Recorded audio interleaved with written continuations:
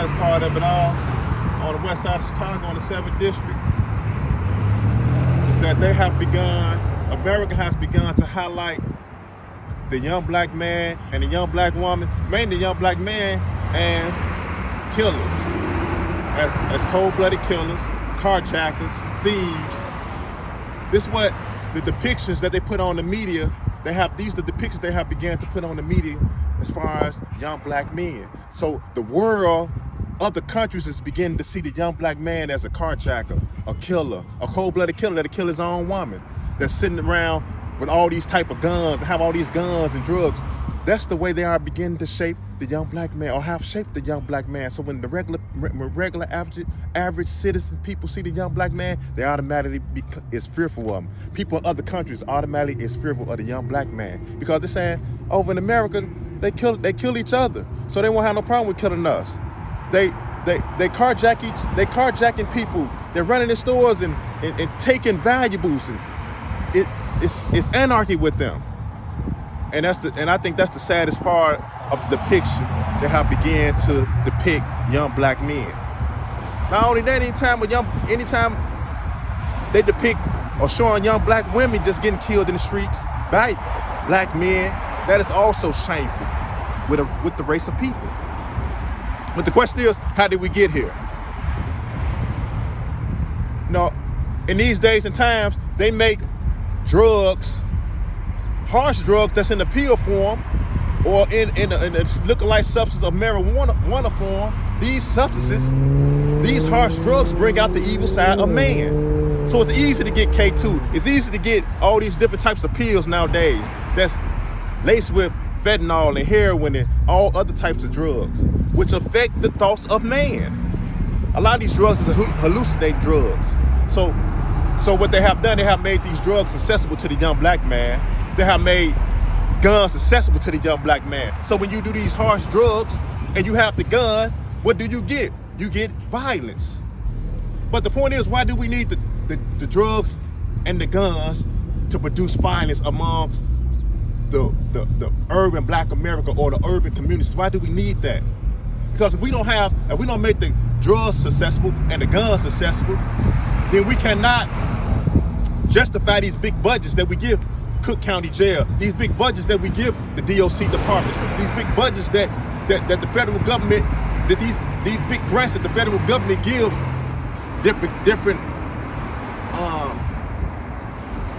cities and states to fight crime with, so they get these big budgets. And that's what it boils down to, a money grab.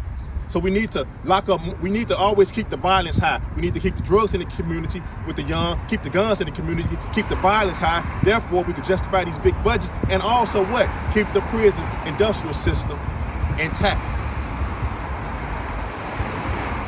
But what the American people didn't realize is that, or the rich don't realize, is that the darkness that they have sought to do or commit in the dark in urban black communities is the same darkness that is now coming to their neighborhoods.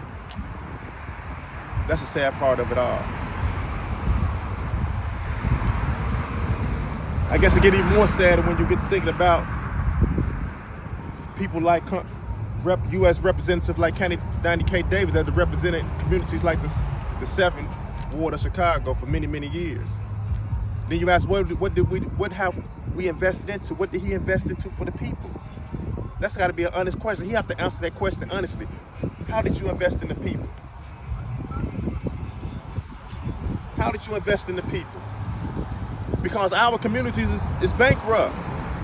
Gentrification can't even take off because the communities are so far in the red that people don't even want to invest in these communities anymore because they're so far in the red that gentrification can't properly take off. Danny K. Davis know our communities haven't been invested into. It's the same to say, and he's a black man. I respect him because of just him as an OG, as an older, come from the older era. But the same token, Danny K. Davis has turned his back to some extent on us. On his watch, we have received more drugs and guns in our community than educational programs, outreach programs,